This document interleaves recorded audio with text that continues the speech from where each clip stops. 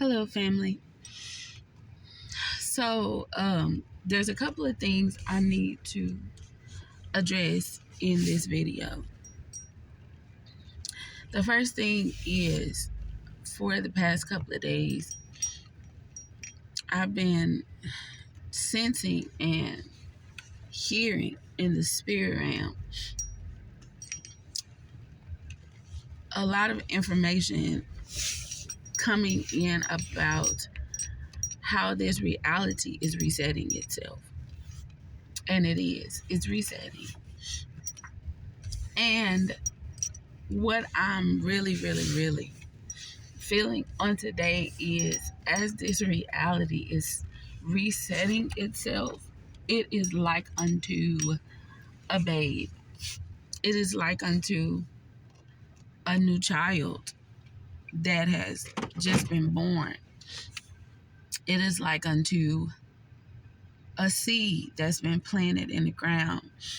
And now that seed needs to be given time to grow and to be nurtured and to be given the opportunity to fully mature into itself.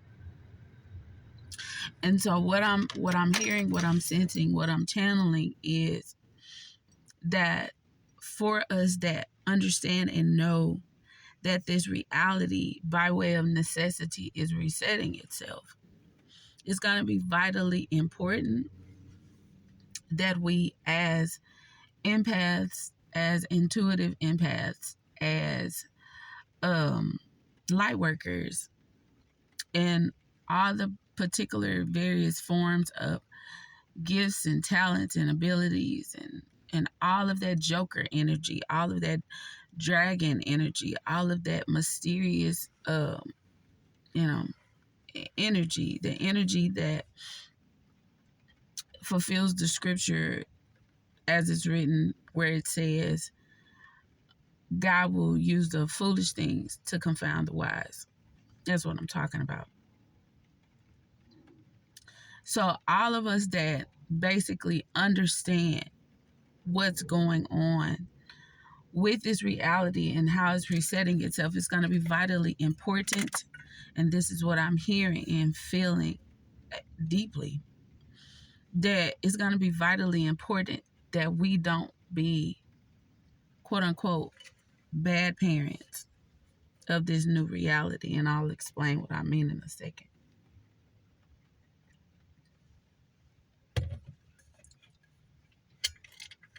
What I mean by that is starting off judging something before it's time.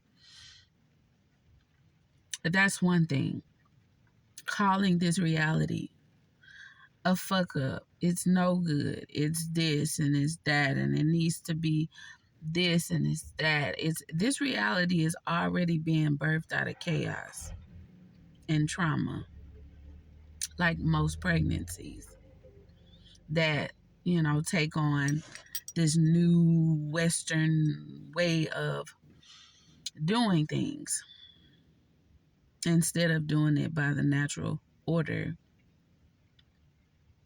It's being birthed out of chaos. And so, with that being said, it's already being birthed out of a chaotic, traumatic state of events.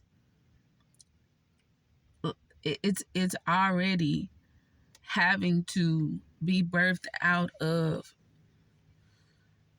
circumstances that are strenuous. And so the last thing we want to do is cause it more trauma. It's just like, I'll give you a great example. For those who have worked in education, they'll know exactly what I'm talking about. Or if you just ever dealt with working with kids at home or, anything of the like. Let's say, for example, you have a child and that child is little. So let's say they're in kindergarten or first grade. And anybody that's worked with small children know you have to tell them, give them the same instructions multiple times. And, before they finally get, oh, this is what you need me to do. So let's say you've told that child several times, okay, go ahead and put up your crayons, so that we can start the next lesson or blah, blah, blah, whatever. And that child, because they're in the state of development in this reality too, is in its immature, because it's brand new, immature state of development. And so you tell that child, I can feel this so heavy down off on the inside of myself. Like it's pulling. It's pulling on me. But anyway, you tell that child, okay, little Billy and little Susie and whoever, little Darren, little Tashika, go ahead and put up your crayons, baby, so we can, start the math lesson or whatever. And you tell that child 2 or 3 times, and they ain't did it. This is the part that we want to be really careful with. We want to be really careful with this part of, now we're yelling at this child.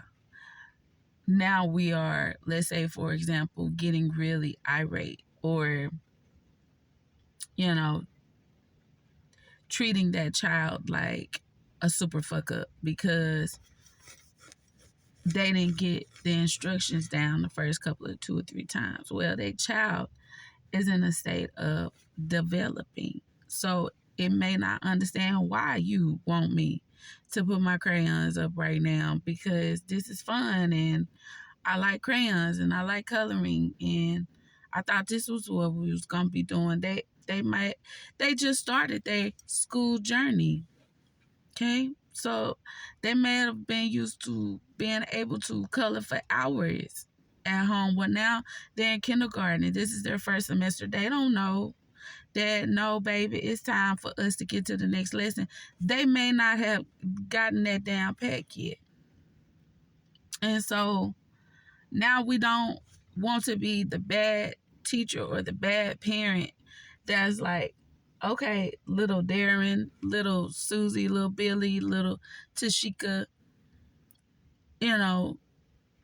I told you to do this 2 or 3 times and you ain't did it. This is why I don't like da da da da da da da. This is why I don't deal with kids like this. Da da da da da da da da da. This is why, you need to be taught better at home and blah blah blah blah blah blah blah. Well, now you making that baby feel like a super fuck up.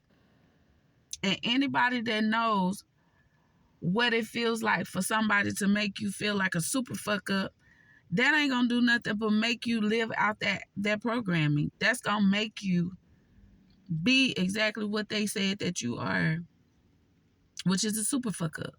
So if you keep calling me a super fuck up, then that's a super fuck up is what I'm gonna be. And anybody that understands that can understand it. And so for us, like I said, that understand that this reality is resetting itself. I don't care how much knowledge we have, how much wisdom we have. I don't care how much we think we know. If we don't have the ability to have empathy and sympathy for a reality that is birthing and rebirthing itself, and we fall into judging it before it's had the opportunity to develop itself, then we will repeat the same mistakes of the past. And then this reality will have to learn its lessons in negativity and in darkness. And it'll learn the lessons. but it'll make things a lot harder. And it'll take longer to learn those things.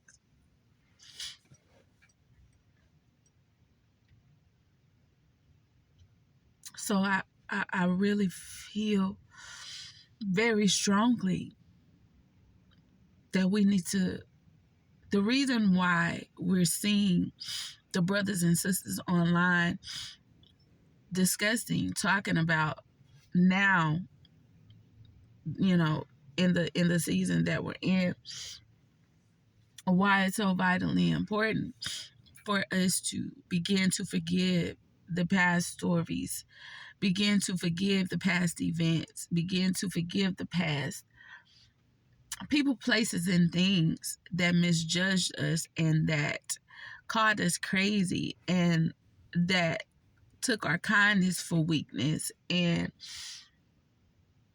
put their hands, where they didn't belong, and all kinds of, traumatic things. The reason why it's important for us to start putting those things aside is because this is what I heard my spirit say the other day, that either they didn't know to care or they didn't care to know. One of the two. Either they didn't know to care about that or they didn't care to know why that was so important. And so this is like unto the story in the Bible where Jesus was going to the cross and he said, "Forgive them, Father, for they don't know what they're doing." And 2,000 and some odd years later, we could very well say that very same said thing for a lot of people, places, and things. They didn't know what they was doing when they was trying to stop the plan of God. But at the same time, some people just didn't know to care or didn't care to know that they were being ignorant. And so now, in order for us all together in this reality to allow it to properly reset itself, is to let go of those things. Let go of those people, places, and things that didn't know to care or didn't care to know that they were making things harder. But at the same time, we have to be careful. And this is kind of what I was just discussing in another video, not to become the very things that we despise when it comes to not having the ability to have understanding and wisdom and sympathy and empathy for people, places, and things being reset and being reborn out of a newly developed reality too, that have not come into the knowledge, wisdom, and understanding of certain things. We can't treat them as if, oh well, you ought to know that, and you ought to know how to cross your T's this way and dot your I's this way, and if you're an intelligent being, then you ought to know that. We can't. And then call ourselves sons and daughters of the Most High. And so I'm understanding that because A, I know what it's like to be done like that, and B, I also know what it's like to do that to people too. So in order to know it, you have to know it both ways. In order to know it, you have to know it both internally and externally. How do you know what jealousy and envy is when it's something that you feel on the inside? How do you know that's jealousy and that's envy unless you have went through the processes of having the experience of being jealous and being envious and being hateful and being ungrateful and being whatever feelings and or emotions? The reason why you know what it looked like when you see it on the outside of yourself, is because you know what it is like to be in that state. Okay? We know what it's like to be a child. We know what it's like to be an adult. We know what it's like on both sides of the story. And so because we know what it's like on both sides of the story, then we can give the developing side of the story time to develop. You don't go outside and plant a seed in the ground because you want to grow a garden and then get mad that you don't have a harvest the next day. You got to give that thing time to be nurtured and develop and grow and cooperate with the elements, with air, with water, with fire, with earth, and give it time. Otherwise, you'll be pumping it full of fertilizers, unnatural things, because you want to hurry up and get that harvest. And then once you do that, you may not like the results of what that harvest will produce in the end of things. So that's the first thing I needed to address. The second thing is this, and maybe I'll do a part 2 and just split. Wow, the camera just started glitching. Maybe I'll just split the video. I don't know. We'll see. But the second thing I wanted to address was, now we know why truth tellers have been getting a bad rap for a very, very, very, a very long time. And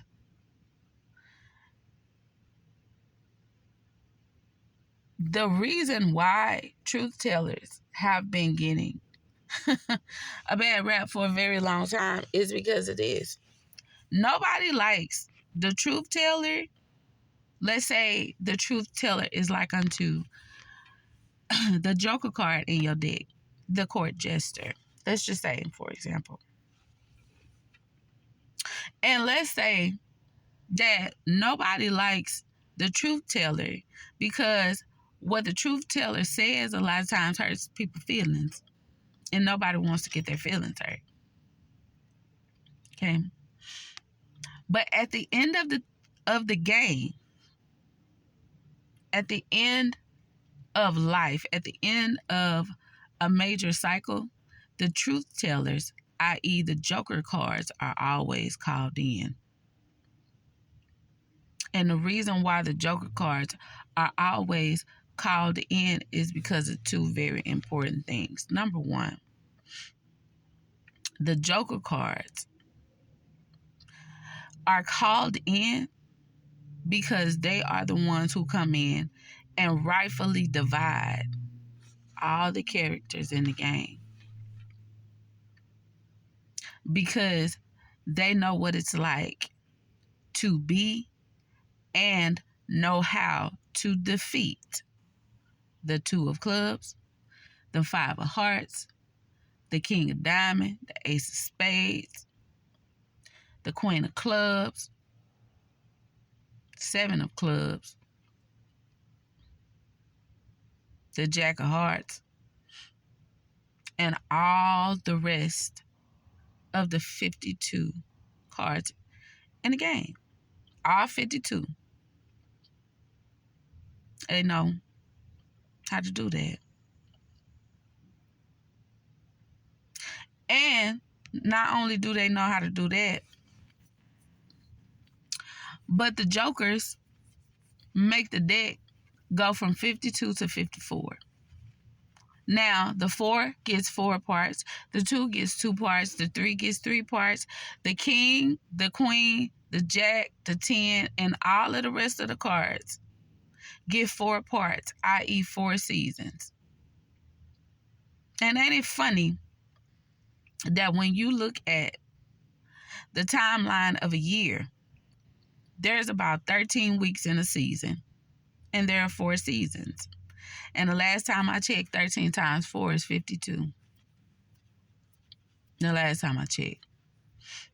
And so if we break it down, the reason why it seems to be 13 months in a year is because when you start looking at them weeks in a year and how 13 times 4 equals 52 weeks in a year, then it make a whole lot of sense. Why people like myself and others say it's not 12 months in a year, it's 13. But those are stories for other days. The whole point is the same way we got 4 seasons in a year, summer, winter, spring, fall. It's the same way we got 4 seasons in that 52 card spread. And the only ones that sit outside of time are the jokers. And you have a black and white joker, and you have a colorful joker. And everybody that I used to play spades with, we all know that the colorful joker trumps the black and white joker. But they so powerful, all you need is 2 of them. They don't need to be a set of 4. Because it's always at least 2 sides to every story. You got the black and white joker and the colorful joker. And the black and white joker is the one that comes in first to rightfully divide truth, separate wheat from terror. That joker comes in and says, it's God's side and it's the other side. And we ain't worried about the other side. Now, who said that? Last year.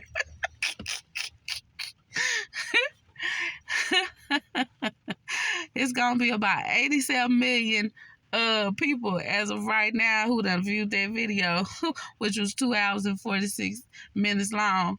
They going to already know who I'm talking about when I said that quote. Because that's what he said. I.e., the black and white joker card. The one who comes in and rightfully divides truth. Got to have that.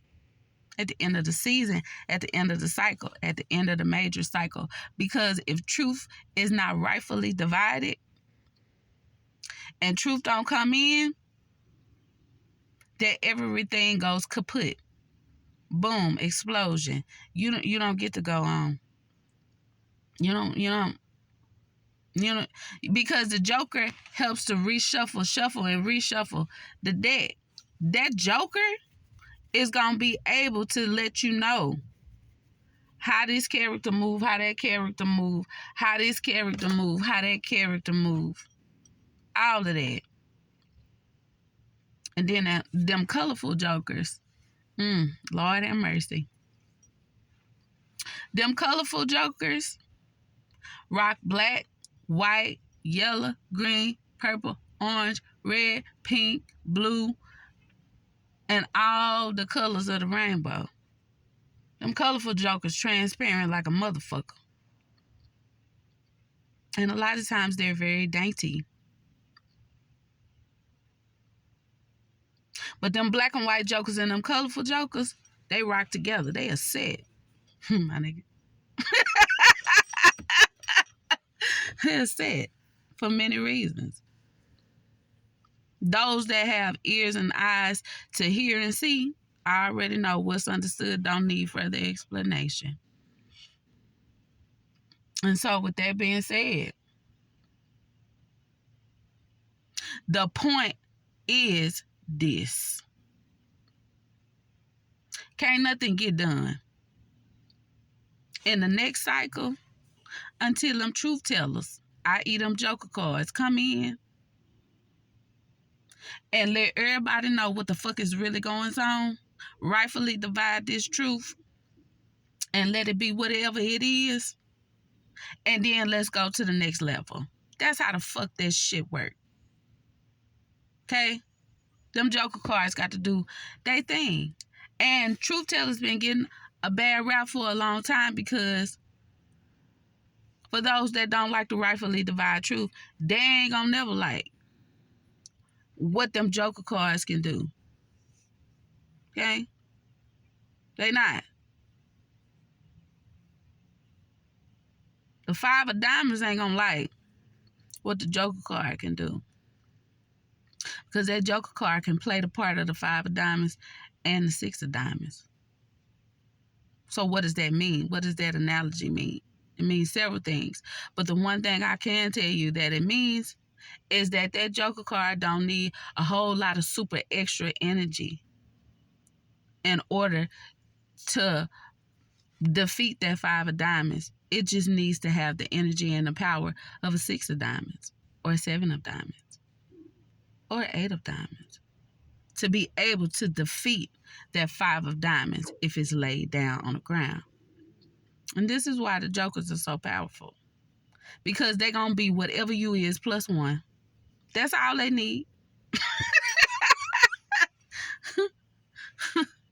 They're going to be you plus a little bit more, because they don't need a whole lot to beat you. Just a little bit more. That's it. All right, that's it and that's all, folks, for today. I got to be headed on and get on down the street and get on my way. Family, y'all have an amazing 2025, because, baby, I know I am. All right. Love y'all. Talk to you next time.